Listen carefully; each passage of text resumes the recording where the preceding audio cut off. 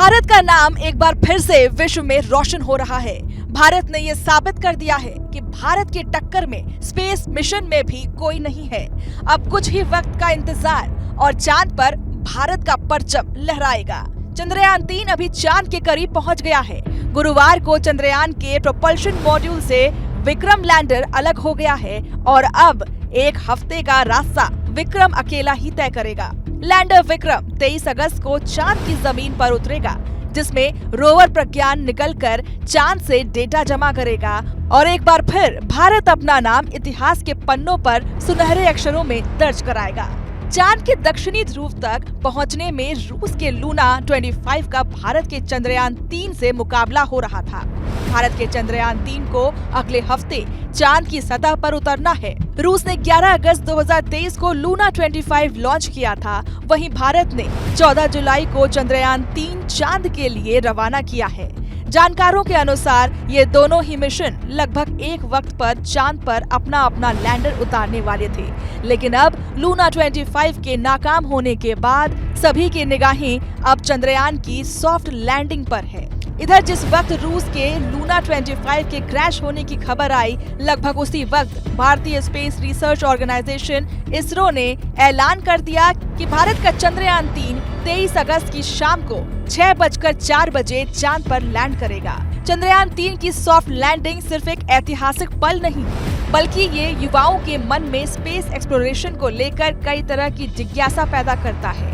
ये हमें गौरव की अनुभूति कराता है, एकता का अनुभव कराता है। पिछले महीने भारत ने एक बार फिर चांद के लिए अपना मिशन भेजा था।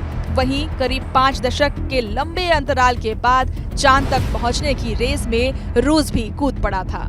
यानी एक रूसी और एक भारतीय स्पेसक्राफ्ट चांद पर उतरने के इरादे से आगे बढ़ रहे थे। भारत का चंद्रयान 3 और रूस का लूना 25 अपने साथ एक एक लैंडर लेकर अंतरिक्ष में गए थे, ताकि चांद के दक्षिणी ध्रुव में यानी अंधेरे वाले हिस्से में उतरकर इतिहास रच सके। ऐसे में दुनिया भर में लोग ये देखने का इंतजार कर रहे थे कि भारत या रूस में से कौन चांद के दक्षिणी ध्रुव पर अपना लैंडर सबसे पहले और सफलतापूर्वक उतारेगा। इस प्रश्न ने सबकी सांसें अटका रखी थी। हालांकि चांद तक की ये रेस आज नहीं बल्कि 1960 के दशक में शुरू हुई थी। उस वक्त अमेरिका और सोवियत संघ के बीच ये होड़ थी कि चांद पर सबसे पहले इंसान को कौन उतार सकता है। पृथ्वी की कक्षा में पहला सैटेलाइट स्थापित करने, अंतरिक्ष में पहली बार इंसान को भेजने और मानव रहित मिशन को चांद पर उतारने के मामले में रूस बाजी मार ले गया। लेकिन इस बार ऐसा नहीं हो पाएगा। भारत ने रूस को पछाड़ दिया है। रूस ने 47 सालों के बाद मून मिशन लॉन्च किया था, जिसे 21 अगस्त को चांद की सतह पर उतरना था। हालांकि रोस्कोसमोस के अनुसार लूना 25 स्टेशन चंद्रमा से टकरा गया, जिसकी वजह से मिशन फेल हो गया। आपको बता दें कि रूस ने 11 अगस्त को लूना 25 को लॉन्च किया था।